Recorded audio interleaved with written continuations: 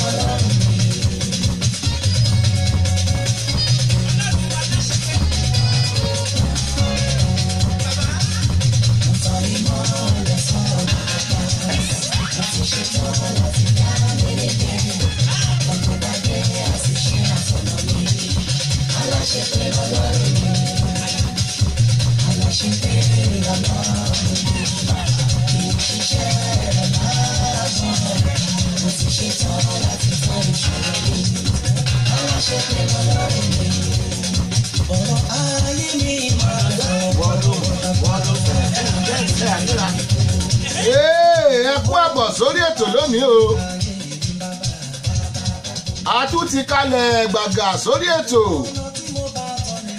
wa ètò yín Ṣọ́wọ́nyá rèé láti Dayọ̀ Agbọ́lá rédíò TV. Ẹ kú ojúmọ́ níbi tẹ́ ẹ ti ń wò mí.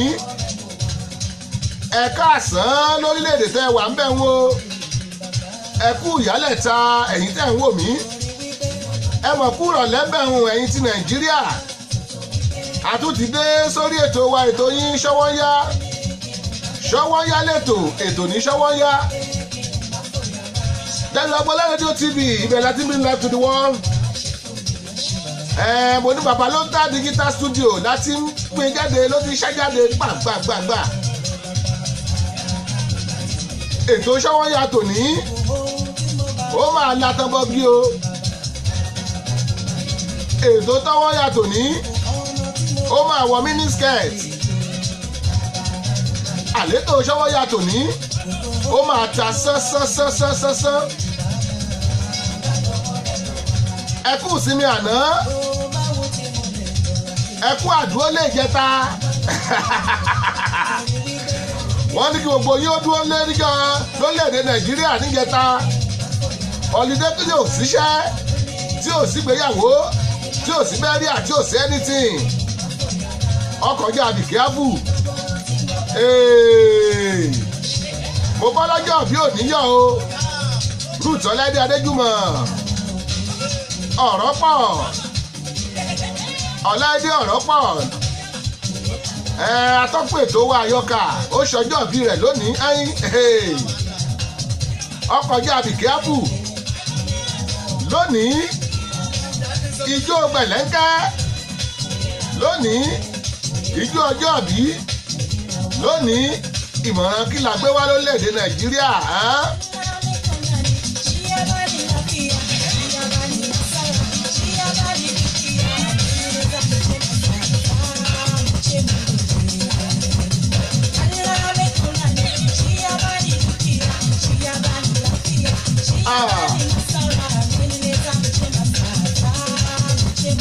ẹ̀yin tẹ́ ẹ̀ bá mọ́jú Haúsá jó óre. ọyà yín lẹ́nu pé mo jẹ Haúsá mo tún dójú Haúsá. Jigawa state mo ní sáàbù ibẹ̀ mo ní ṣẹ́ ysc nígbà òun. Jigawa state ó jẹ́ kí n kọ́ ìjú Haúsá. látàpá left ní àyín. mo kí yín o Tósìn Oyètúnjí ẹ kú àbọ̀ sórí ètò. Alájà Latifat Jùmọ̀kẹ́ Yusuf mo kí yín ẹ kú àbọ̀. Alájà Onímẹ̀ríkẹ́ ọmọ ọlọ́jọ́ àbí òní Ruth Ọláìdé Adéjùmọ̀ Ọláìdé lórí ètò Àyọkà. Ọláìdé ọ̀rọ̀ pọ̀ mo kí yín ẹ kú àbọ̀ ọmọ wọn ní gbọ̀ngàn. ọ̀nà gbọ̀ngàn gan ó ní gbọ̀ngàn. ọmọ wọn nìbàdàn ẹ̀bàdàn ẹ mọ̀ kú àbọ̀ ń òkú yín o mo kí yín náà ni. wọ́n ní good afternoon and happy President Day. ọjà ìjẹ́ ìrántí fóònì onílọ́jọ́ alídé ààrẹ lórílẹ̀‐èdè Amẹ́ríkà yẹ́sẹ̀. wọ́n pọ̀jọ́ kan ní President Day lẹ́yìn àsọ́tọ̀ pé kárẹ̀ kọ́mi sinmi fárẹ̀ kò síṣẹ́ lónìí. tí bá dé èèyàn bá sì bọ́ sọ́jọ́ alídé ẹni mọ̀ pé sẹ́lẹ̀kẹ́jọ́ nù. mo kí yín o ọlọ́jọ́ bí Ruth Ọláìdé Adéjùmọ̀ ẹ kú àbọ̀. Ọláìdé Aláyọkà ẹ kú àbọ̀. Tóbi Akápò mo rí yín o ẹ kú àbọ̀ sórí ètò wa.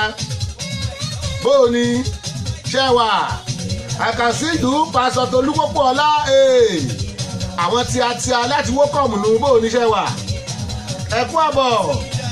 Fọláṣadé Fáníyì Adámọlẹ́kun mo rẹ́yìn náà o. wẹ́líwẹ́lí kọ́ọ̀mù sórí ètò wa yẹ́sẹ̀. Ṣọ́wọ́nyá rèé láti lẹ́yìn Agbọ́lá rédíò TV. mo ní bẹ́ẹ̀ bá ṣe ń wọlé ẹ máa bá mi kí Ọláìdé ọ̀rọ̀ pọ̀ yes kú ọjọ́ ìbí rẹ̀ lónìí. òní lọ́jọ́ ìbí rẹ̀ ó ṣọjọ́ ìbí lónìí. láìpẹ́ láì jìnnà àgbò ní ọjọ́ ìbí wa. ṣùgbọ́n ká tó mọ̀ ní ọjọ́ ìbí wa náà ẹ̀kọ́ jẹ́ àmọ̀ bẹ́tò lọ mọ̀.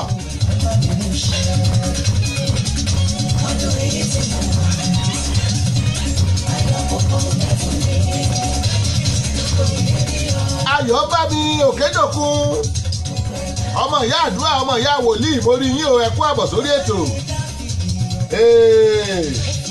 wọ́n ní ẹ kú ètò sà ẹ ṣeun àdúpẹ́.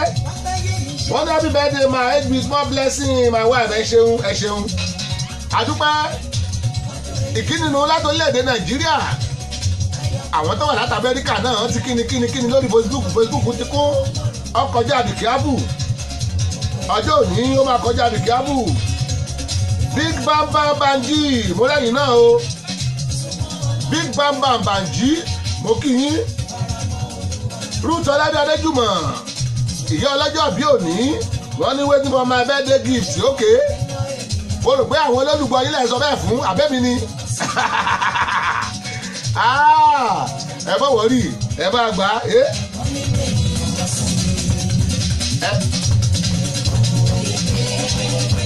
Ayé fẹ́lẹ́lẹ̀ ń gbọ́ yìí wọ́n pèrè ní gratitude ìfọkànore hàn. Gratitude ìfọkànore hàn.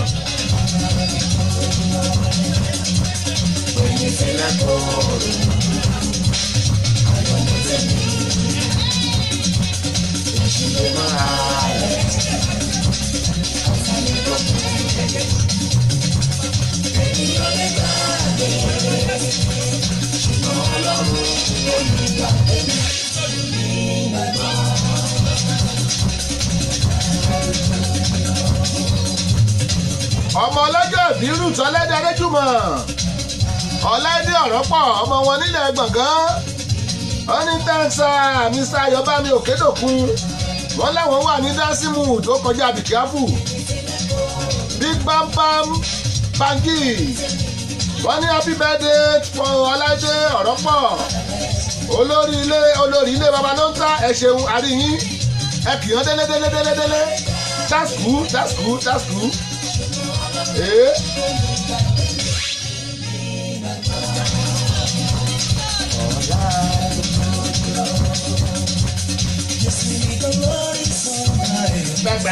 Bàbá ò ṣe o. Jésù nìkan ló ń sọ ọ̀rọ̀ bàbá ò ṣe o. Bàbá ló fún mi lójú tí mo fi mọ̀ bàbá ò ṣe o. Ṣé bí bàbá ló fún mi létí tí mo fi mọ̀ bàbá ò ṣe o. Ẹnu tí a yẹ bá lẹ́ni òde ó tún fi ń kọrin bàbá ò ṣe o.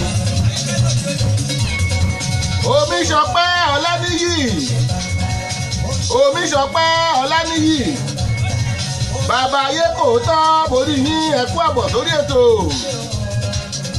olé òtún ètò ayé kò tọ́ òdìdẹrẹ́ borí yín ẹ̀kú àbọ̀ sórí ètò ọmọlára Ìlúdòyìn kwaya mistress mọ́lẹ́yìn náà o wọ́n ní happy birthday my aunty àwọn Ìbàdàn parapọ̀ àwọn Ìbàdàn kóra wọn jọ wọ́n celebrate àwọn ọmọ February wọ́n celebrate Ruth Ọládé Adéjùmọ̀ àwọn oṣù tí ò pé oṣù tí ọ̀wọ́ 30 àwọn Ìbàdàn àwọn ẹlẹ́nu góńgó mórí yín o wọ́n ní bàbá ló ń tá dis your fìlà abetí ajá ló gẹ patu yọba dà fún yín Big Bam Bam Big Banji wọ́n ní fìlà yóò ní patu tẹ́ ẹ̀ bá ti lẹ́nu bàbá ló ń tá kò síbi tẹ́ ẹ tún ti lè rí mọ́ ajá sáré pé kéde ìsinyìí létí o ẹ mọ́ gbàgbé mo ní àwọn fìlà yìí àwọn aṣọ yìí lóríṣiríṣi ó wà ní baba ló ń ta body fit ẹ fẹ́ rú ẹ̀fọ́ kọ yín ni ẹ fẹ́ rú ẹ̀fọ́ rárá yín ni ẹ fẹ́ rú ẹ̀fọ́ ọmọ yín ẹ fẹ́ rú ẹ̀fọ́ rẹ̀ yín ẹ máa bọ̀ a ní ńlẹ̀ tó pé ẹ lè rà á lọ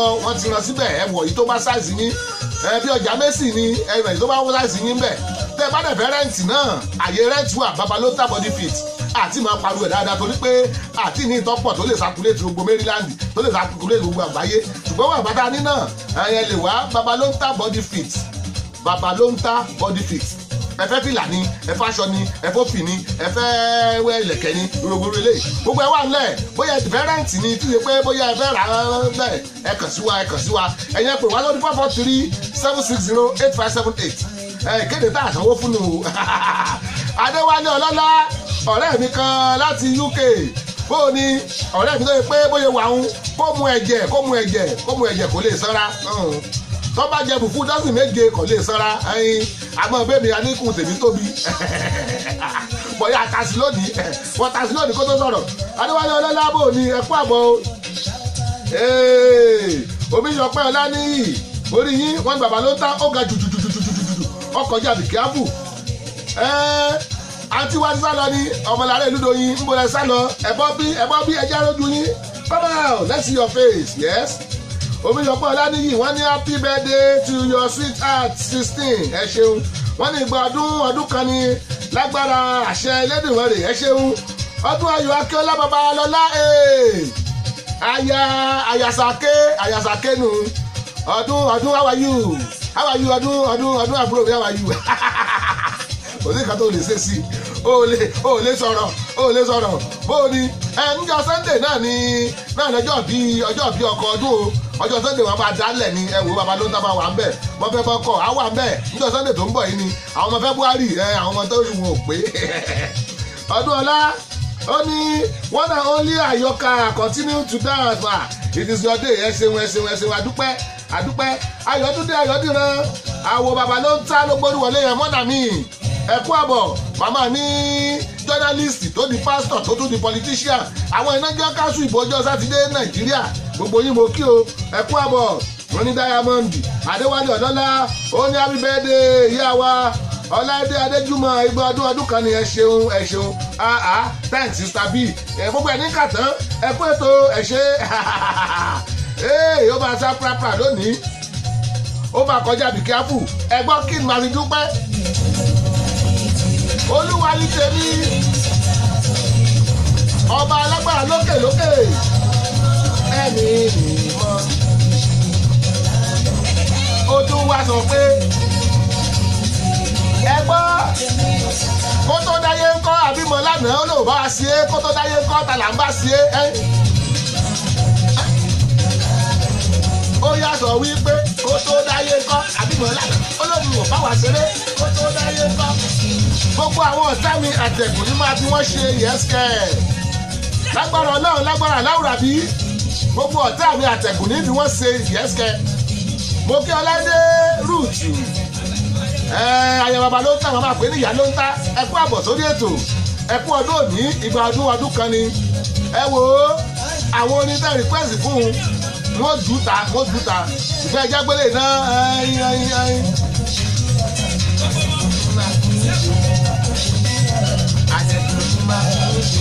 ẹ gbọ́dọ̀ kí ló dé. gbé bọ́dì ẹ ó yá gbé bọ́dì ẹ kódà carry your body bàbá wa Akérèdọ́lù Emmanuel dádì wa alága mo kí yín o ẹ kú àbọ̀ sórí ètò ṣọwọ́ yàrá láti lọ Agboọlá rédíò TV ẹ máa bá wa kí ìyá ló ń tá pọ̀ ọjọ́ ìbí rẹ̀ lónìí bẹ́ẹ̀ bá ṣe ń wọlé yẹ́sìkẹ́ ẹyin special ètò fún ìyá ló ń tá ilé yìí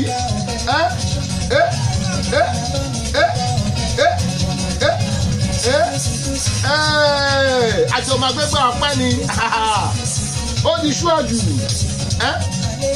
kábíyèsí àkìkìtàn alágbára ńlá òre.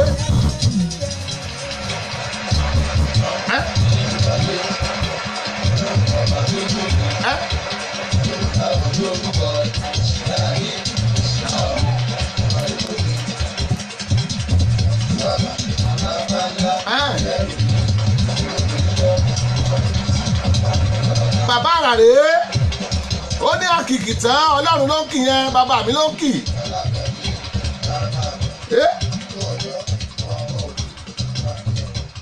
Ọdún Ayọ̀ Akínọlá Babalọ́lá wọ́n ní bàbá ló ń tá àwìṣà sí o àbí ẹ mọ̀ wọ́n ní jọ́ Sunday a máa dálẹ̀ bàbá ló ń tá bàbá mẹ́ láìfù ni a máa dálẹ̀ yẹ́sìkẹ́ Sake ṣe bẹ́ẹ̀ dè a máa dálẹ̀ ṣùgbọ́n lónìí ẹjẹ́ sẹlẹ̀bírẹ́tì Ọláìdé Ọ̀rọ̀pọ̀ ìyá ló ń ta òní ló ṣe bẹ́ẹ̀ dè tiẹ̀ lẹ́dálẹ̀ let's go there.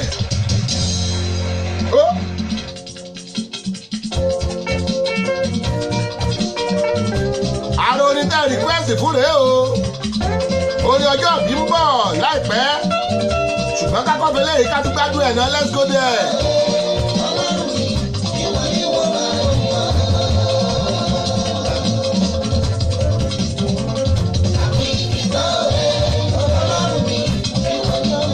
Ọmọlára Elúdóyin kwaya mísírẹ́sì wọ́n ní bàbá ló tẹ́ when is the party ọwọ́ yín náà ló wà ṣe bẹ́yìn ní party planner ṣe bẹ́yìn ní planner yín náà lẹ plan ẹ̀ náà ìjọyà let's go there.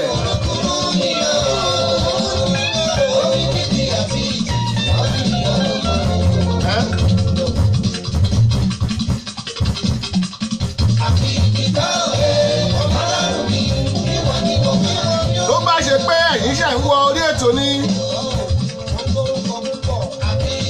ṣọwọ́ yálé eléyìí láti Dayo Agboola rédíò TV.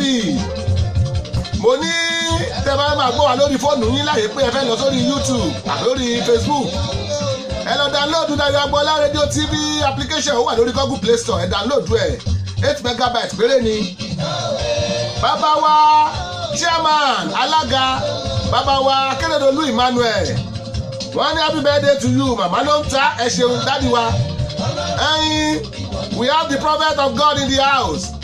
Àwọn nọ́mbà agbàdúrà fún ìyá ló ń tàun yẹ́sìkẹ́, àti ní kwaya mistress, àti ní choir member, àti ní ọ̀rẹ́ mi gbogbo ọjọ́ ti pé lórí ètò. Ó máa látọ̀bọ̀gì lónìí ìjọ yẹn dà. Arúgbó ọjọ́ alágbára ńlá. Bàbá mi ló ń jẹ́ bẹ́ẹ̀. Abóni ìgbà yóò wániwáni. Ọba tó láyé àtọ́bàjáyé o. Eli kábíkábí. Ọba tó lògbó kìkì ògbó lọ́dún.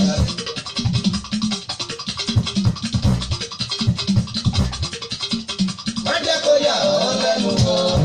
Gómìnà yà ṣé ó yà ọ́ lẹ́nu. Má jẹ́ kó yà ọ́ lẹ́nu o. Ṣé ó yà ọ́ lẹ́nu. Wípé Ọlọ́run pọ́n mi lé. Wípé Ọlọ́run ń gbé mi ga. Wípé ọ̀rọ̀ lẹ́nu. Má jẹ́ yà ọ́ lẹ́nu.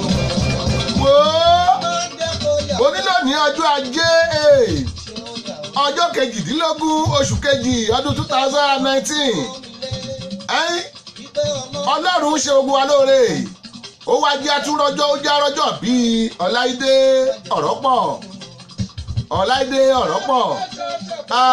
Ọpẹ́ ní fọ́lọ́run. Ọ̀pọ̀ lọ́jọ́ bí wọn lọ́jọ́ kan náà tó yẹ pé wọ́n sí láyé mọ́. Ọ̀pọ̀ ló ẹ̀ka lọ́jọ́ òní tó yẹ pé ọjọ́ bẹ́ẹ̀ de kan náà ní tí wọ́n sí. Ṣùgbọ́n ká máa dúpẹ́ lọ́wọ́ Ọlọ́run. Ọpẹ́ wa rèé. Sọ́mọ ọba kábí káólà, ọba bí dasọ́ bí bíre. Sọ́mọ Ọlọ́run ayọ̀ mi o. Rúùtù Ọláìdé Arẹ́jùmọ̀ fúnra rẹ̀ bóyá ẹ̀gbẹ́ yẹn kí ló ń da yín lóhùn o. Ó ní thanks my pastor. Adéwọlé Ọlọ́lá ó ní màmá ló ń ta lóòlù ó lọ gbọ́ yẹn. Mọ́jì ó yẹ ẹ́ lẹ́nu màmá ló ń ta ló gbọ́ yẹn. Nice one.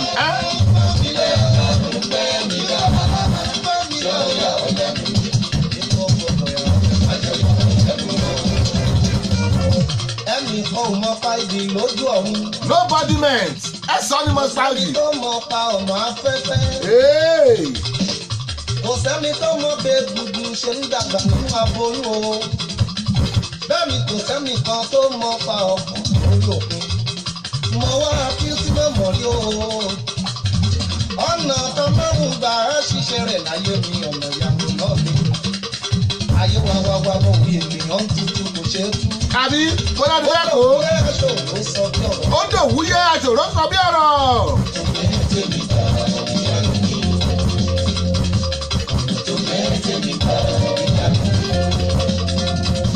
Ó bá mi lójú ọ̀tá mi.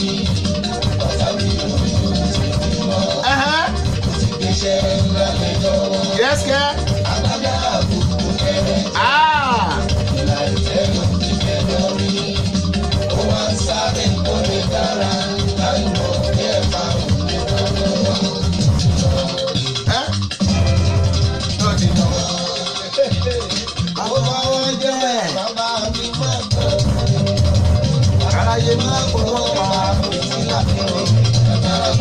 Ó jẹ́ kọ́ tiẹ̀. Ọláìdé Ọ̀rọ́pọ̀ lóní plé orin yìí mo dẹ̀ ti máa jù síta yẹ́sẹ̀. Bàbá mi máa gbọ́ káráyé má bọ̀ pa fìtílà mi wí tiẹ̀ lónìí ọjọ́ Monday ọjọ́ Ajé lórí ètò Ṣọ́wọ́nyá.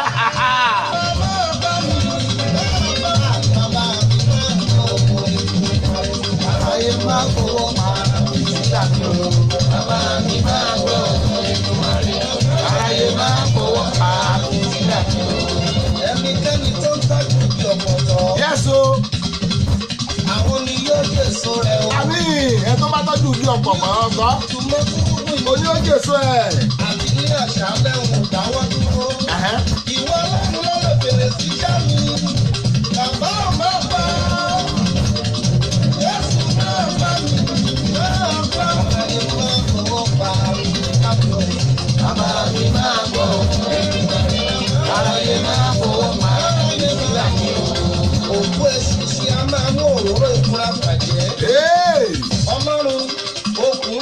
òní bẹ́ẹ̀ bá ṣe ń wò wá lórí Sàmísì Dayọ̀ Agboola bákan náà ẹ lè máa rí wa lórí Bàbá Ló ń Tá tàbí lórí Dayọ̀ Agboola Diamond ìkẹ́ni Dayọ̀ Agboola rédíò TV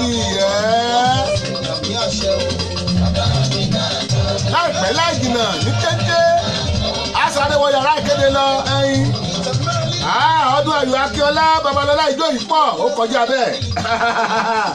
mo fa ọjọ́ lábẹ́ òjijì èso rẹ̀ túmọ̀ nílẹ̀ ayọ̀ mi máa yọ̀ fún ètò màrí ìdí máa kọ́ máa dàrú àṣẹ bàbá mi máa bọ̀ ètò màrí àlàyé máa fọwọ́ pa adé orí lọkọ lórí ẹ̀yà. ẹ wò ó ní máa sáré wọ yàrá kéde ní kékeré ní kẹ́kẹ́lá níbi tá a ti rí kọ́bọ̀kọ́bọ̀ tá a fi ń ṣètò náà nù áyín áyín.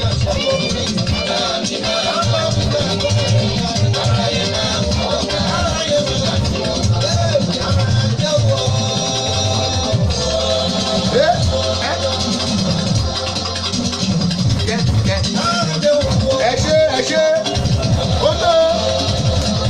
ètò Sọ́wọ́nyá tó ti dóde ẹ̀ má tẹ ọkùn o àpátápá àrà àgbàlagbà ètò tí gbogbo ayé fẹ́ gbọ́. Sọ́wọ́nyá Sọ́wọ́nyá ti dóde o Sọ́wọ́nyá ti dóde o ẹ wá ń kan fìdílé tàbí kẹ̀kẹ́ fìdílé kọ̀ǹkọ̀ǹkọ̀ǹkọ̀. Sọ́wọ́nyá ti dé torí tòní àtúndùn ó dàgbọ́n kan akán sí i. Sọ́wọ́nyá ti dé. bẹ́ẹ̀ ni o ẹ kú lélà kára lé ẹ̀rìn wá ní tìrọ̀nà ètò àgbọ́dúnú tó mọ́wọ́ iṣẹ́ yàtẹ̀ tí ń retí. Sọ́wọ́nyá. ló máa bá fẹ́ sọ̀rẹ́ níkànnì yìí Dayọ̀ Agboola rédíò TV láti ọjọ́ ajé Monday títí di ọjọ́ ẹtì Friday agogo kan ọ̀sán ni nílùú Amẹ́ríkà méje alẹ́ ni ní Nàìjíríà agogo 6 ìrọ̀lẹ́ ni nílùú United Kingdom bẹ́ẹ̀ bá mí ìṣètò Sọ́wọ́nyá lọ́jọ́ kan bí ẹni fi ìbùn ọ̀sán ògiri gbígbẹ ni Sọ́wọ́nyá pẹ̀lú Sàmísì Dayọ̀ Agboola ní Dayọ̀ Agboola rédíò TV ẹ ò gbọ́dọ̀ mí ìṣe ẹ̀. ẹ wá ń kan fìdílé tàbí kẹ̀kẹ́ fìdílé kọ̀ǹkọ̀ǹkọ̀ǹkọ̀. Sọ́wọ́nyá ti dé torí tòní àtúndùn ó dàgbọ́n kan akán sí i. Sọ́wọ́nyá ti dé. Dayọ̀ Agboola ní bàbá o ní bàbá o ní bàbá o rédíò TV gbogbo ayé gbogbo ayé gbogbo ayé. Dayọ̀ Agboola ní bàbá o ní bàbá o rédíò TV gbogbo ayé gbogbo ayé gbogbo ayé. mo ń gbọ́ lẹ́bí wíyà o bẹ́ẹ̀ ni mo sọ kò sírú ẹni lẹ́yìn o. Dayọ̀ Agboola àdùnkà rédíò TV kò sẹ́gbẹ́ ẹni lẹ́yìn o. Dayọ̀ Agboola rédíò TV níbo tí mo mi rí láńdà yẹn Agboola rédíò TV Dayọ̀ Agboola gbogbo ayé ló ń gbọ́. For sound and quality production Bàbá Ló ń Tá studio is the best. For sound and quality production Bàbá Ló ń Tá studio is the best. Bàbá Ló ń Tá production the ultimate in audio visual. Bàbá Ló ń Tá production the ultimate in audio visual. Yes, so you can't argue with the proof. Studios are many, but the best one is few. Bàbá Ló ń Tá digital studio for your recording, demo CD, mastering, marketing and promotion, and also live band performance, seasoned DJ, videographer, photographer, master of ceremony, music consultant. Reach Sàmísì Dayọ̀ Agboola on agboola68@gmail.com or visit our website www.dayoagboola.com. Telephone +1443 760 8578. Dayọ̀ production, the ultimate in audio visual. Bàbá Ló ń Tá production, the ultimate in audio visual.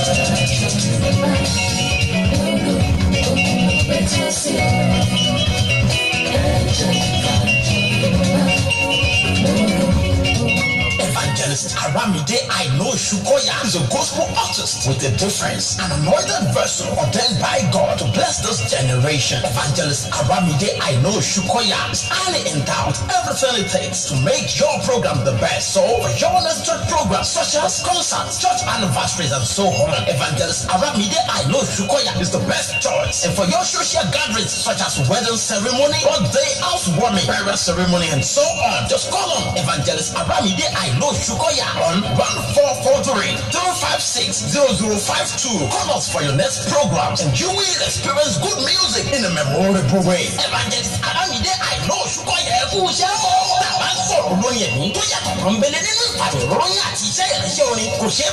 Lady Evangelist Aramide Aino Shukoya nítorí àràfọ̀ ni wọ́n fi ń fa ọwọ́ ọlọ́run sọ̀kalẹ̀ níbi gbogbo tá a bá pè wọ́n sí. Tẹ̀ bá ti wọ́n fẹ́ ṣe press concert ti ní ìsọjí ìta gbangba tàbí church anniversary ẹ̀yà àtètè kàn sí Lady Evangelist Aramide Aino Shukoya. Ẹ wò ó wọ́n tó ń bá ní ìkọ́ni lóde àríyá bíi ètò ìgbéyàwó, ọjọ́ ìbí, ìṣílé, òkú àgbà àti bẹ́ẹ̀ bẹ́ẹ̀ lọ. Ẹ̀rọ ìbánisọ̀rọ̀ wọn rèé o 1443-356-0052. Ẹ tún lè kàn sí wọn lórí ẹ̀rọ ayélujára Facebook. Wọ́n tún bẹ̀ lórí WhatsApp. Ẹ̀pẹ̀ Lady Evangelist Aramide Aino Shukoya sáyẹyẹ yín tó ń bọ̀. Ẹ̀ẹ́dẹ̀ ní rìgírẹ́tì yẹ. Dayo Agbola Radio TV.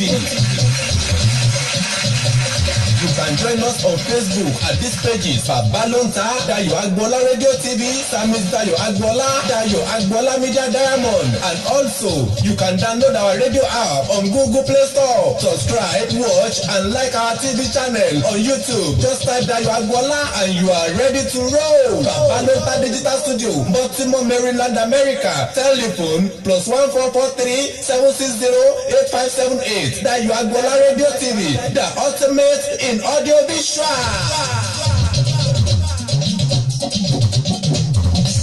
Sọ́yàlẹ́tò ètò tá a fẹ́ bọ̀ Dayo Agbola rédíò TV. Sọ́yàlẹ́tò ètò tá a fẹ́ bọ̀ Dayo Agbola rédíò TV. Bẹ́ẹ̀ni every Monday ti Friday látọjọ́ ajé lọ́jọ́ Jímọ̀ ni o. Sọ́yàlẹ́tò ètò tá a fẹ́ bọ̀ Dayo Agbola rédíò TV. Sọ́yàlì ètò tó lóyin ládùn wà polówó ọjà kájébù kájẹ polówó ọjà ṣàbóhùn ẹgbẹ́ Dayo Agbola sórí nọ́mbà rẹ̀ +14437608578. Sọ́yàlẹ́tò ètò tá a fẹ́ bọ̀ Dayo Agbola rédíò TV. Sọ́yàlì ètò tó lóyin ládùn wà polówó ọjà kájébù kájẹ.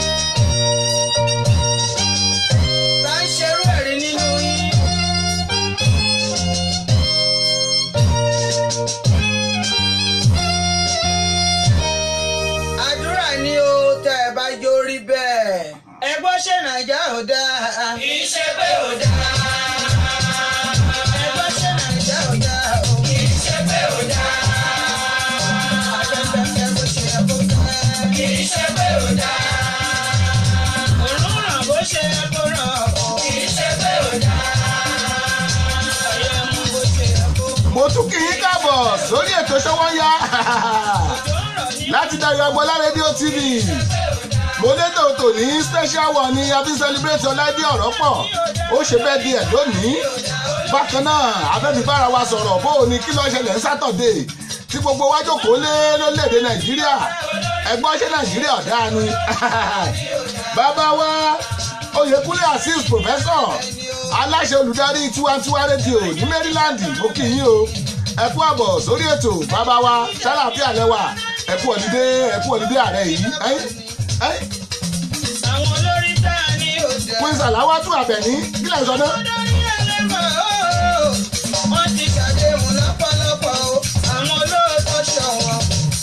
ẹgbọ́n ṣé nàìjíríà ò dáa orílẹ̀-èdè tẹ́tí ń ká ṣùgbò ní 24 hours to the time ẹgbọ́n ṣé nàìjíríà ò dáa.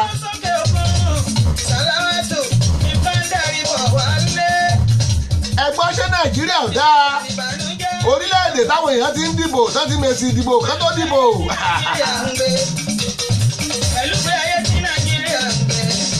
ẹgbọ́n ṣé nàìjíríà ò dáa orílẹ̀-èdè tó yẹ pé wọ́n máa fún yín náà máa fún yín lómi a máa fún yín lọ́nà náà fi ń campaign. ẹgbọ́n ṣé nàìjíríà ò dáa orílẹ̀-èdè tó yẹ pé alólè anípanipani tá a dúpẹ́ kó lórí ìjọba. ẹgbọ́n ṣé nàìjíríà ò dáa orílẹ̀-èdè tó yẹ pé àwọn kọ́sítọ́ọ̀mù wá kíyàn mọ́lẹ̀ lọ́nà wọ́n á tàyàn gbọ́tòrò fún wọn 5,000 ẹgbọ́n.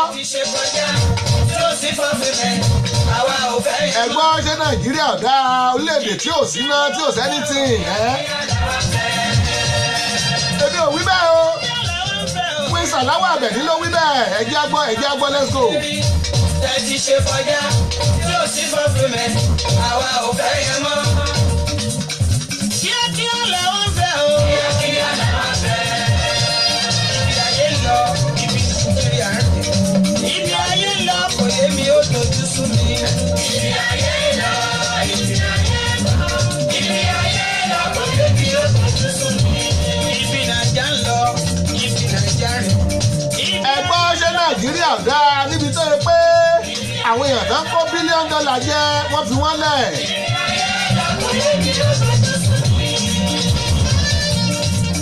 ẹgbọ́n ṣé nàìjíríà ò dáa níbi tó ọmọ ọdún 9 tó ti jí agolo gàrí tọ́jà dáná sun.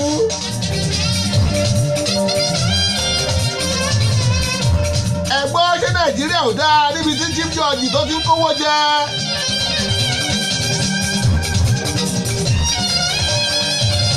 ẹgbọ́n ṣé nàìjíríà ò dáa níbi tí inspector general of police yóò ti mọ̀wé kà.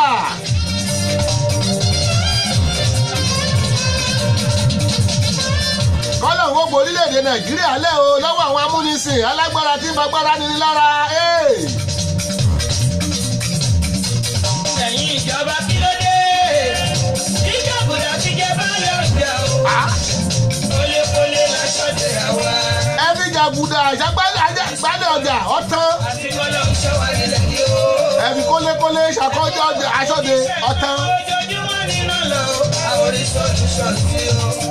adéolú adébíkẹ́ mo rí yín o ẹ kú àbọ̀ wọ́n lè jọ́bù ẹ̀dọ̀ ẹ wò ó ṣá prapra ó kọjá bìgábù.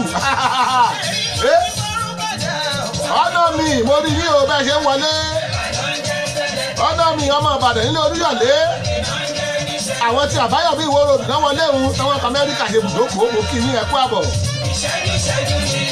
wọ́n ní happy birthday to madam agboola ó yẹ ká ẹ ti màmá ló ń tà sí ẹ̀rọ ìyàtúkọ happy birthday to madam agboola màmá ló ń ta ọ̀làdé ọ̀nà ayọ́kà ẹ mọ̀ kí ẹ bá yẹ wọlé àti kọ́pìlì ònàjọ́ bí kàdún àpilẹ̀ mi àmọ́. báwa ò ní oúnjẹ níṣẹ́ yóò ṣẹ̀dá ọ̀pọ̀ dà tí náà dá fún bàbá ìṣẹ́jú mi náà lọ. ìṣẹ́jú mi náà lọ. kò dẹrùn kọ́sọ̀mà dáadáa ni gbé bọ́dí ẹ kárí ọ bọ́dí. òtítọ́ kọ̀rọ̀ ẹ̀jẹ̀ àwí bóyá wọ́n lè bá ọkọ̀rọ̀.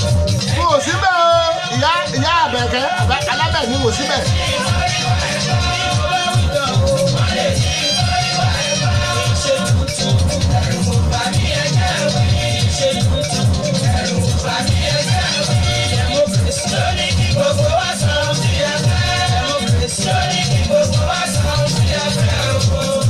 mo kí yín o ẹ kú àbọ̀ sórí ètò ọmọọba adésùyìsí adéyẹmí wọ́n ní happy birthday màmá ló ń ta age with heavenly blessing and protection in Jesus name ẹ ṣeun ọmọọba adéyẹmí ẹ ṣe God bless you.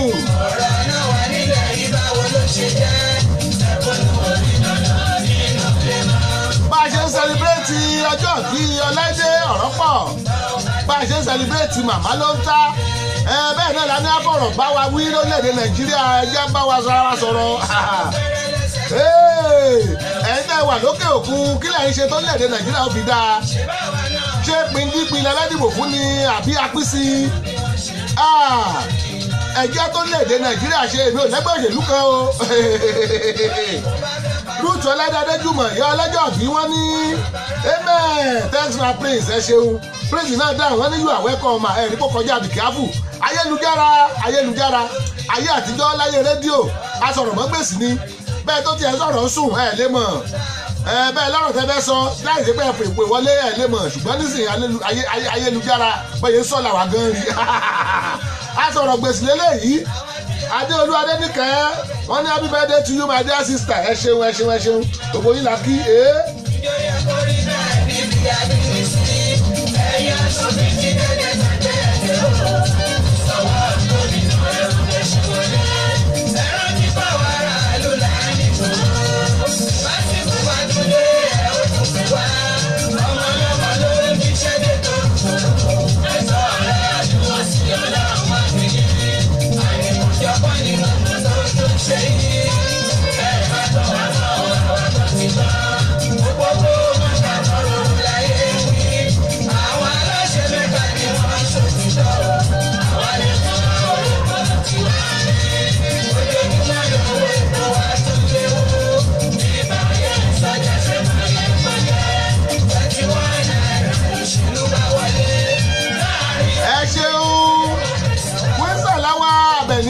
ṣé àdúpẹ́ bàbá wa Prince Adéṣuyì sí Adéyẹmí wọ́n ní nice thanks so much and you welcome to Babalonta program ẹ ṣé gan ni God bless you Fọláyadé Ayẹni oh baby ìyàwó first lady to be mo rí yín o wọ́n ní Ládẹ́mi ọ̀rọ̀ pọ̀ aka Àyọkà happy birthday to you àṣèyí ṣàmọ́dún lórúkọ Jésù bẹ́ẹ̀ bá mi yẹ́sìkẹ́ àwọn náà dáhùn wọ́n ní thank you ma ẹ ṣeun adúpẹ́ ẹ wò ó ẹ jẹ́ ń dúró lélẹ́yìí báwọn yẹn ṣe ń wọlé ẹ jẹ́ àṣekìbọdí ẹyin ẹ ṣeun mọ́mí ìsàláwá ìyá òkìkí ẹ̀ṣẹ̀ ẹ jẹ́ àṣekìbọdí let's go 1 2 3 go.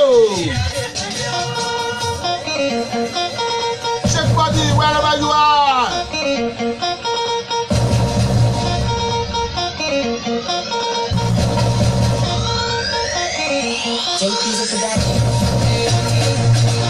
Oh, shake body.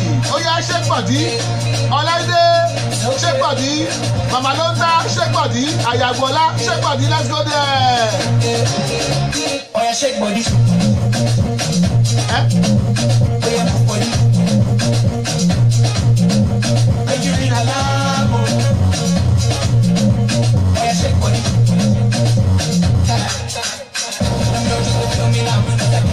Shake your body wherever you are. Àtẹ̀yìn tẹ̀ ń wọlé lórí ètò ẹ máa ṣe pọ̀ tí lọ́tún lọ́sì. Ṣọ́wọ́n yàtọ̀ ní specially made for Ruth Ọládé ni o.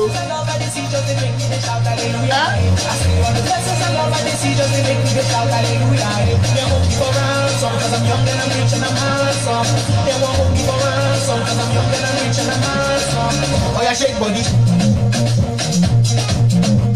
Oya move body. Make you ring alarm. Oya shake body.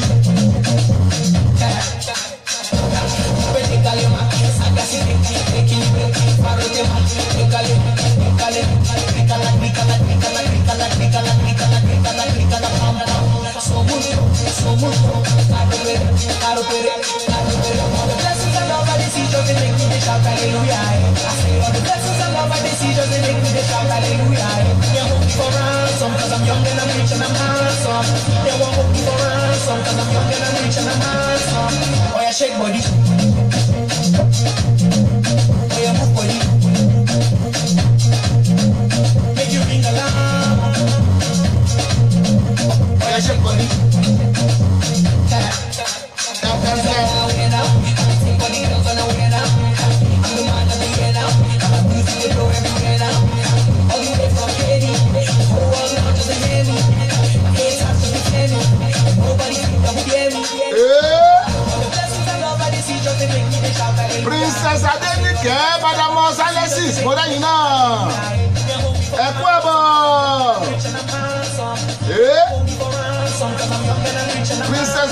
Adénìkẹ́ Òkìyín Susan Ọ̀ṣọ́ àwọ̀ ọlẹ́dẹ àwọn náà wọlé yẹn o ẹ máa kí ọlẹ́dẹ ọ̀rọ̀ pọ̀ màmá ló ń ta kú ọjọ́ ìbí rẹ̀ bóyá ń wọlé yes Olúbùkọ́lá Clara Ògúndípẹ̀ múrẹ́yìn náà ẹ máa bá mi kí ọlẹ́dẹ Ruth ọlẹ́dẹ Adéjùmọ̀ ẹyin ẹ má wọrí ẹ má bá mi kí òní ọjọ́ ìbí rẹ̀ yes kẹ́ let's dance it yes kẹ́ a máa du orin bẹ́ẹ̀dẹ̀ gan fún nísìnyí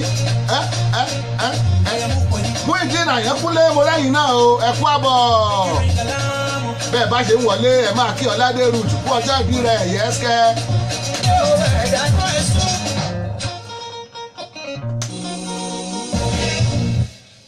Very many happy reasons.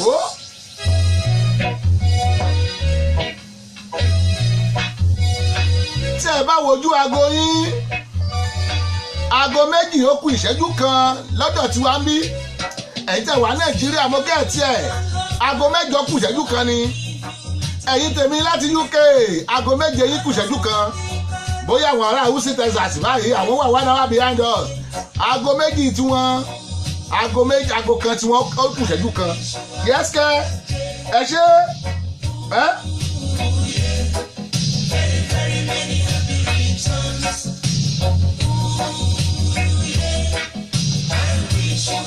Ajiya Ọmọlóníkẹ́ Rashida àtàyọ̀bá mi mo rí yín o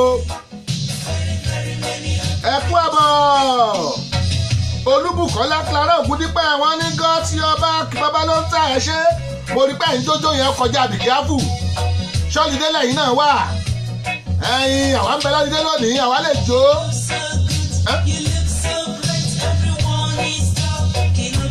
wí bẹ́ẹ̀.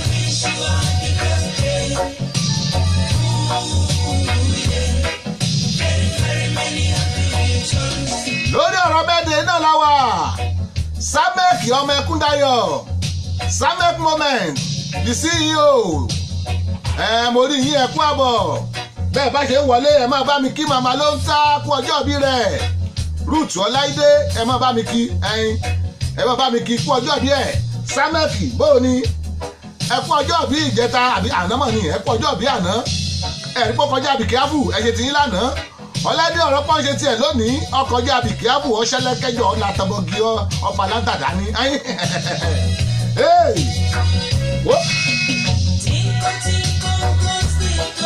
Olúbùkọ́lá Clara Ògúndípẹ̀ mo tún ti rí yín lórí orí Dayọ̀ Agbọ́lá rédíò náwó àwọn ọmọ orí yín mo rí bẹ́ẹ̀ wọlé mo kẹ́ẹ̀tì ẹ̀ mo kíláàbù ẹ̀ yẹ́sìkẹ́ orí Dayọ̀ Agbọ́mídé Diamond ní yẹ́sìkẹ́ bẹ́ẹ̀ ṣe múùfù yẹn mo rí yín mo rí bẹ́ẹ̀ ṣe múùfù lọ́bẹ̀ ẹ̀ lọ́bẹ̀ yìí aeroplane tó gbé yín gan mo rí mo kẹ́ẹ̀tì ẹ̀.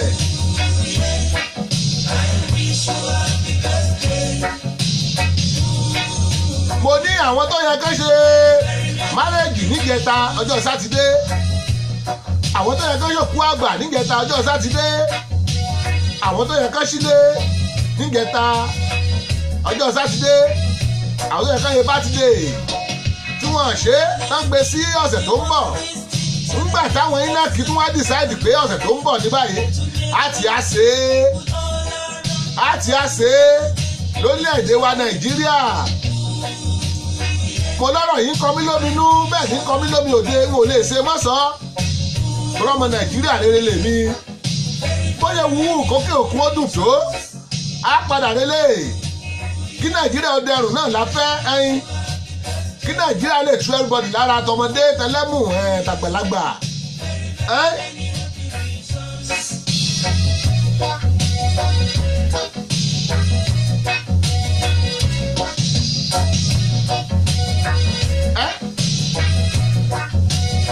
ó ṣe ẹbí Edna Ogoli ẹjẹ́ ń pe Prince Adéroyà ọmọ Akíntẹnu ẹjẹ́ pò wọ́n wọlé wọ́n lókè ni mo wà wọn ò gbúdọ̀ jábọ́ òkè lọ́ládẹ́gùn lónìí kò gbúdọ̀ jábọ́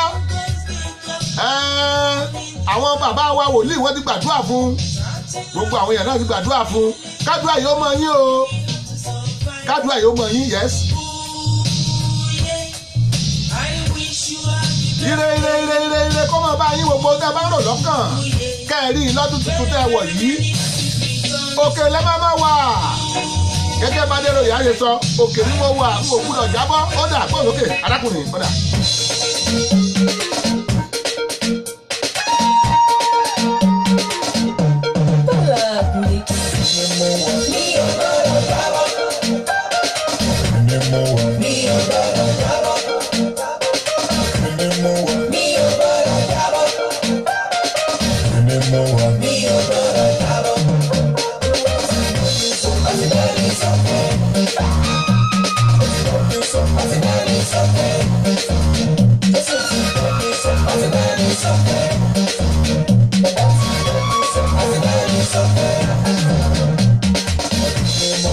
wọ́n ní ẹni tó dúpẹ́ bá léyé kó máa ṣọdún náà ní kó máa dúpẹ́ gbogbo wa náà la lórí yín òkè láwa àgbúdọ̀ jábọ́ yẹ́sẹ̀ háyà òkè òkè la máa lọ ìsàlẹ̀ lọ́tà wa máa wà yẹ́sẹ̀ òkè láwa.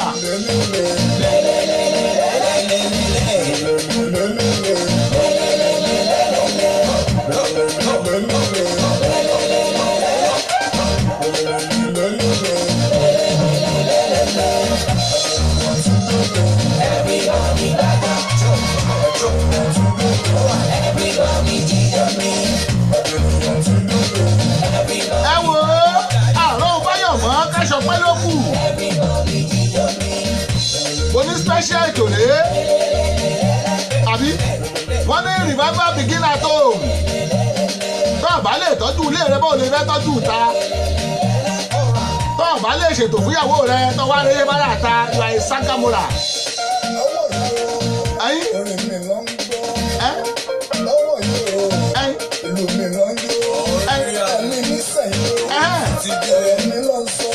gbogbo olórí wo lè pè wá lónìí láti wá sẹlẹbírẹ́tì aya mi ọláìdé ẹ̀yìn yẹ́sẹ̀ gbogbo olórí wo pè wọlé látún lọ́sì àwọn èèyàn gan táwọn wọlé wọn kọjá àdìgíábù ẹ̀yìn ẹgbẹ́ yẹ́sẹ̀.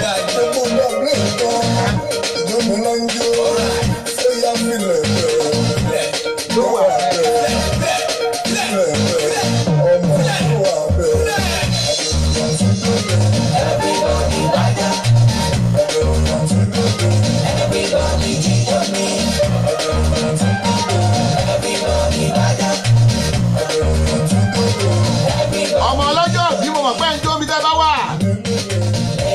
mo ní àwọn olórin mo pè wá wọ́n pọ̀ gan mega nine gan bẹ lẹ́nu ọ̀nà olóò náà fẹ́ dá sí ẹyin wọn wá fẹ́ gba kálukú láàyè tó dáa tó máa wọ yàrá àkéde lọ láìpẹ́ kán lè mọ táǹtà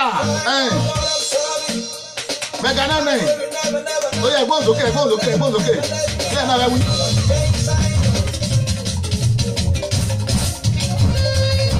mega nine dédé yìí wọ́n ní ọpẹ́ thanksgiving ó dé.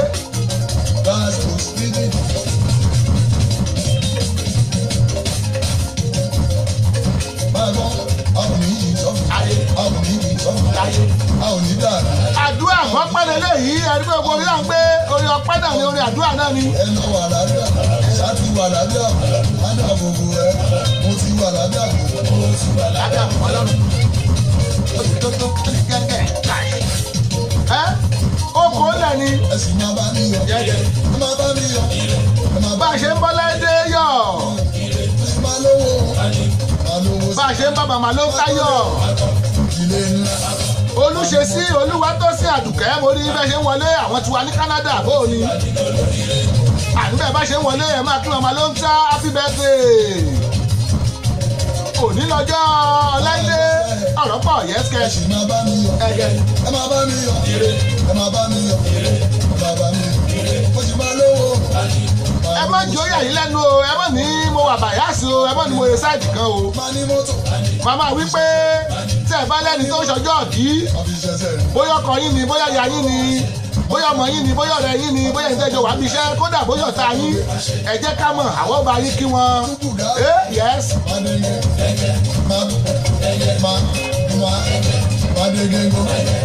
Torí pé mo ti wà nínú olóríire.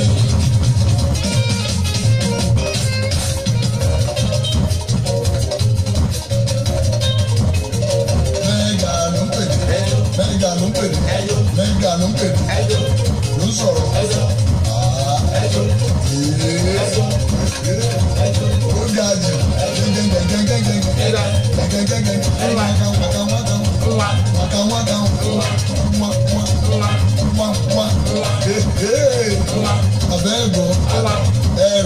ẹ̀gbọ́ ó ti dùn jù sẹ́ olóyin nínú ijó ẹwà o lè jó sókè tó bá ń mú o lè jó sílẹ̀ nítorí pé ẹ ti gbọ́ pé o ti wà nínú olóríire. Olúṣesí Olúwatósìn Àdùkẹ́ wọ́n ní happy birthday to Sister Laide, many more years in Jesus name. Ẹ ṣeun.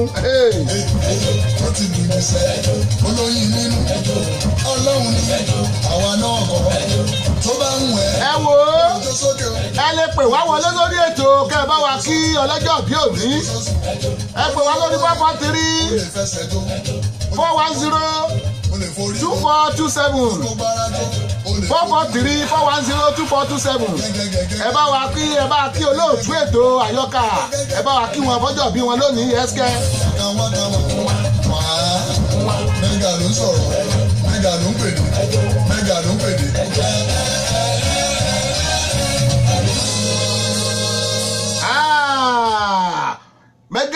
Mẹ́gà kí ló wá dé n ò dìbẹ́ kó lọ bá òun ẹ já lọ yàrá kéde oje ẹ já wọ yàrá kéde wa lọ.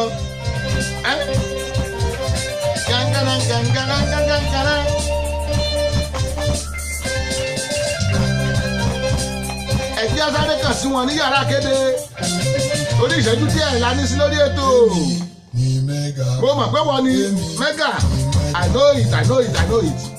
Ètò Sọ́wọ́nyá tó ti dóde ẹ̀ má tẹ ọkọ̀ àpátápá àrà àgbàlagbà ètò tí gbogbo ayé fẹ́ gbọ́. Sọ́wọ́nyá ti dóde o.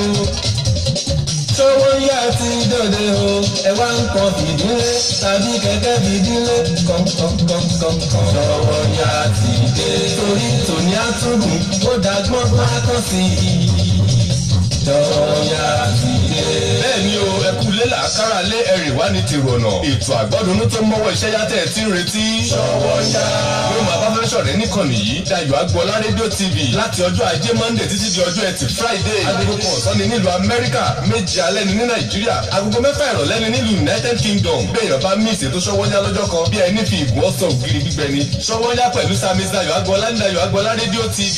Ẹ ò gbọ́dọ̀ mí ìṣe ẹ̀. Ẹ wá ń kọ fìdílé tàbí gẹ́gẹ́ fìdílé kọ̀ǹkọ̀ǹkọ̀ǹ. Sọ́wọ́nyá ti dé. Torí tòní àtúndùn ó dàgbọ́ngbọ́n akọ́sí. Sọ́wọ́nyá ti dé. Dayọ̀ Agboola ní bàbá o ní bàbá o ní bàbá o rédíò TV gbogbo ayé. Dayọ̀ Agboola ní bàbá o ní bàbá o rédíò TV gbogbo ayé. Ó ń gbọ́ lẹ́bíríwíyà o bẹ́ẹ̀ ni mo sọ. Kò sírú ẹni lẹ́yìn o. Dayọ̀ Agboola àjọta rédíò TV. Kò sẹ́gbẹ́ ẹni lẹ́yìn o. Dayọ̀ Agboola rédíò TV. Níbo tí mo mìíràn láńdà yẹn Agboola. Rédíò TV Dayọ̀ Agboola. Gbogbo ayé ló ń gbọ́. For sound and quality production, Baba Lonta Studio is the best. For sound and quality production, Baba Lonta Studio is the best. Baba Lonta Production, the ultimate in audio visual. Baba Lonta Production, the ultimate in audio visual. Yes, so you can't argue with the proof. Students are many, but the best one is few. Babalonta Digital Studio for your recording, demo CD, mastering, marketing and promotion, and also live band performance, seasoned DJ, videographer, photographer, master of ceremony, music consultant. Reach Samis Dayo Agbola on agbola.dayo68@gmail.com or visit our website www.dayoagbola.com. Telephone +1443 760 8578. Production, the ultimate in audio visual. Babalonta Production, the ultimate in audio visual.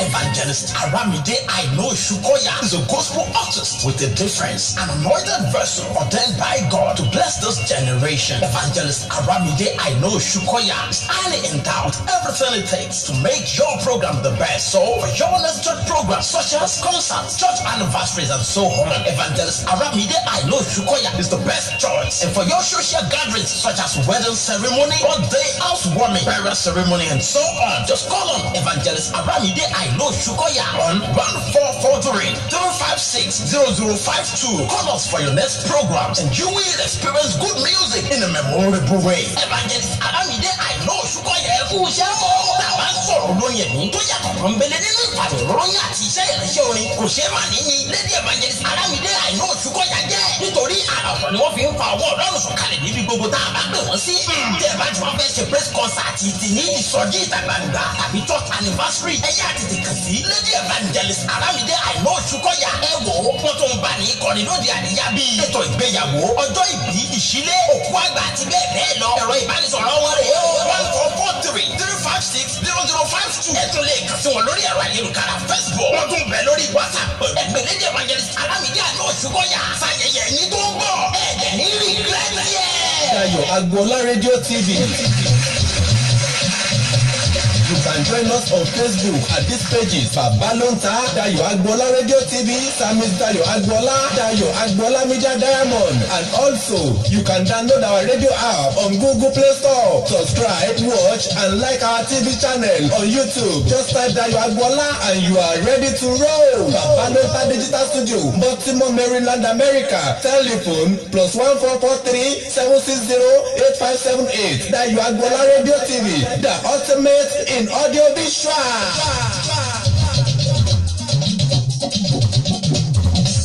Sọ́yàlẹ́tò ètò tá a fẹ́ gbọ́ Dayo Agbola rédíò TV. Sọ́yàlẹ́tò ètò tá a fẹ́ gbọ́ Dayo Agbola rédíò TV. Bẹ́ẹ̀ni every Monday sí Friday látọjọ́ Ajé lọ́jọ́ Jímọ̀ ni o. Sọ́yàlẹ́tò ètò tá a fẹ́ gbọ́ Dayo Agbola rédíò TV. Sọ́yà yìí o ètò tó lóyin ládùn wà polówó ọjà kájébù kájẹ polówó ọjà ṣàbóhùnkóhùn ẹgbẹ́ Dayo Agbola sórí nọ́mbà rẹ̀ +144-376-08578. Sọ́yàlẹ́tò ètò tá a fẹ́ gbọ́ Dayo Agbola rédíò TV. Sọ́yà yìí o ètò tó lóyin ládùn polówó ọjà kájébù kájẹ. Oníṣòwòyá lẹ́tò tó ń dàtẹ́gùn láàmú Ṣòwòyá lẹ́tò tẹ́ ẹ fẹ́ gbọ́. Mo kí gbogbo ẹ̀yin èèyàn wa tẹ́ wọlé o, mo kí gbogbo ẹ̀yin èèyàn wa tẹ́ bá mi kí Ọláìdé P-Man Ọ̀yọ́ State Chapter mo mọ̀ rí yín. Wọ́n ní next one all P-Man mo rí yín o, ẹ kú àbọ̀ sórí ètò. Kingsley Obi Amadi my oga I can see you, ẹ kú àbọ̀. Ọdún Ayọ̀ Adégbènró mo rẹ́yìn náà, ẹ kú àbọ̀. Ṣọlá bò ní ẹ mọ̀ kú àbọ̀ gbogbo yín mo rí o, ẹ kú àbọ̀. Ẹ wò ó alágbàwí mi lélẹ́yìí by Dr. Pastor wọ́n máa di Dr. náà láìpẹ́. Pastor Máyọ̀wá ọjà ọmọ wọn ní alágbàwí mi ẹ ṣeun. Ẹ torí ẹlẹ́dẹ̀ ọ̀rọ̀ pọ̀ náà láyé pé ogbélé yìí ẹ gbà. Alágbàwí mi ẹ ṣeun alátìlẹ́yìn mi mo dúpẹ́. Alágbàwí mi ẹ ṣeun alátìlẹ́yìn mi mo dúpẹ́. Ìgbà táyé rò.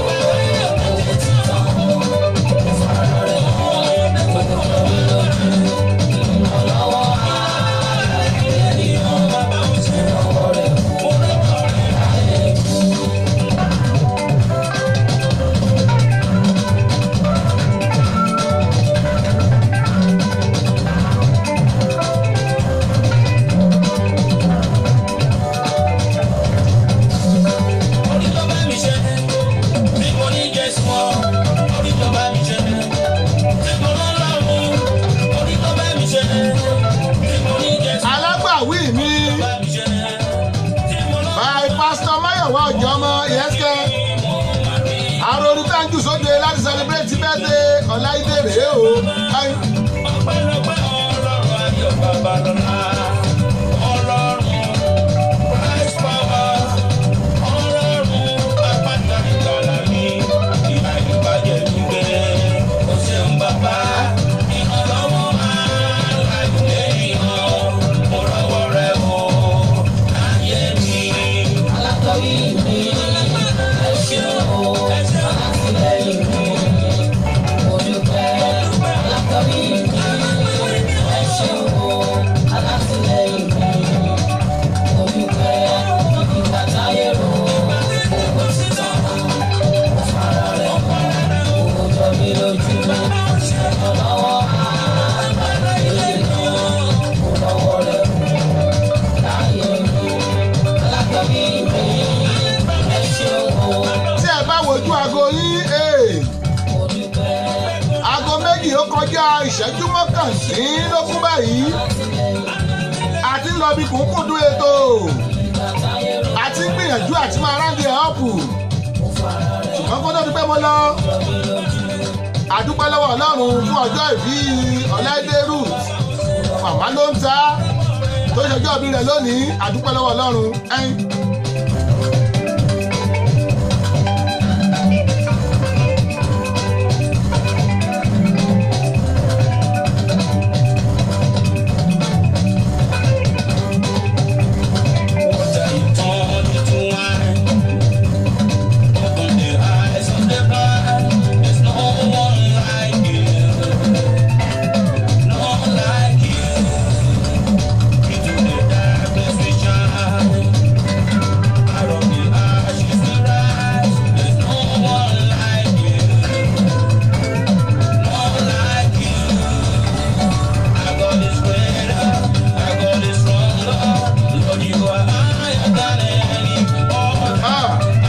àlùjọ eléyìí bọ́bọ́ yẹn ń gbọ́.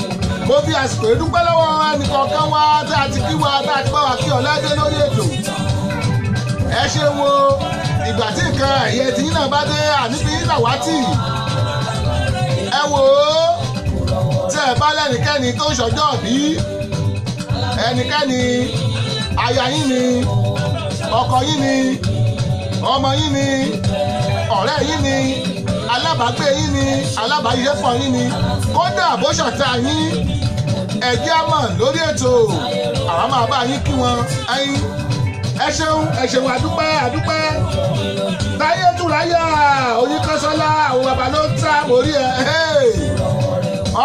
táyé túráyà rèé òyìnbó olórin ẹ kú àbọ̀ sórí ètò mo ní bẹ́ẹ̀ ṣe ń wọlé ẹ máa bá mi kí ìyá ló ń ta ń ṣọjọ́ bí ẹ̀ lónìí yẹ́sìkẹ́ ẹ ṣeun táyé túráyà kan báyìí wọ́n ní bàbá ló ń ta ní Baltimore bàbá ló ń ta lẹ́rí yẹn bàbá ló ń ta ní ẹ pé ẹ ṣeun táyé túráyà ọmọ Mr. Santana Oyinkanṣọ́lá yẹ́sìkẹ́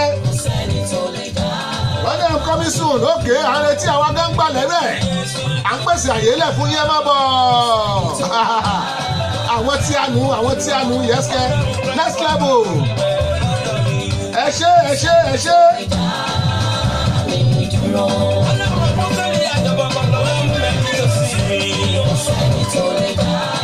àìrọ́jọ́ mùsùlùkùn ó yẹ ká mọ̀ lọ náà nu ká mọ̀ pèyí lè lọ orí pé mo dé wẹ́rẹ́ bí èjì alẹ́ mo dé gùdùgùdù bí èjì ìyálẹ̀ta mo dé ẹ̀jẹ̀ kó lóko ó bọ̀ roko mo dé ẹ̀jẹ̀ kó lọ́nà ọmọ yẹ̀nà ó ní àyájúlẹ̀jẹ̀ ńlọ́mọ bíi ọgbẹ̀ mẹ́dùn kò síbi tá a ti dáná alẹ́ ọbẹ̀ ní orí àjò òjúra wọn lọ ẹ kí n máa pẹ̀sà irọ́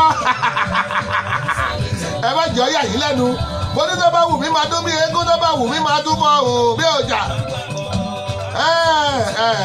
ẹ bẹ túlẹ̀ mo túlẹ̀ nǹkan kan báyìí wọ́n máa yọ ẹ rí pé níjọ́ Friday èdè Ìjẹ̀ṣà tèkìtì láyé ètò wọ́n pọ̀ lápò àmọ́ túta ńkọ̀ọ̀kan ni ayé ẹ bá bá fẹ̀ yíyẹ lọ o Karim KS orí yín bẹ́ẹ̀ yẹ wọlé Karim KS gbogbo yín mo kí o ẹ kú àbọ̀ sórí ètò báyẹ̀ máa lọ yìí ẹ jẹ́ ń pé Dr. Joel Ọláyínká Ayéfẹ́lẹ́ MON member order of Niger kọ́bà akọrin Paris orin Paris àwọn ọ̀nà kọ́bà akọ yẹ́sìkẹ́ jẹ́ ti wọlé ẹ ti gbọ́sọ̀ ti wọlé àwọn ọ̀yà ẹ bá gbọ́ òsókè ẹ ṣe. Kó máa ró oró kango kó máa ró agogo kó máa ró agogo ayọ̀ kó máa ró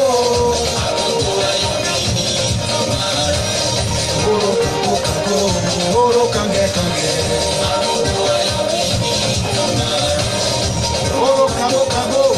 oro kange ibi gbogbo tí mo bá wà mo máa ró lórílẹ̀-èdè Amẹ́ríkà mo máa ró títí dé gbogbo Yúróòpù pátá mo máa ró àti káàkiri àgbáyé mo máa ró.